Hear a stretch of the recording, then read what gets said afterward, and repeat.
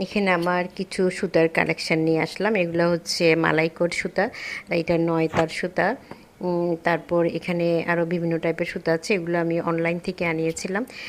এই যে এখানে উল সুতোগুলো বিভিন্ন টাইপের সুতা আছে। এখানে এটা হচ্ছে অ্যানি উল, এটা একটু মোটা, বিভিন্ন রকমের শীতের পোশাক করা যায়। এটা হচ্ছে মিল্ক কটন, এটা অ্যানি উল থেকে একটু পাতলা, এগুলো উল সুতো এগুলা। এটা হচ্ছে অ্যানিউল, এটা 25 গ্রামের একটি বল।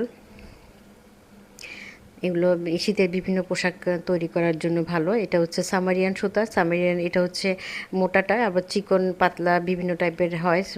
এটা হচ্ছে গোল্ডেন সান, এটা আমি একটি শাল করার জন্য আনিয়েছিলাম। এখানে এই যে আমার তারপর আছে গুটি সুতা।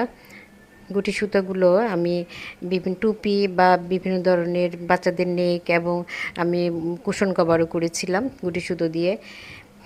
এখানে আছে 9 তার সুতা, এটা হচ্ছে একটি 25 গ্রামের বল।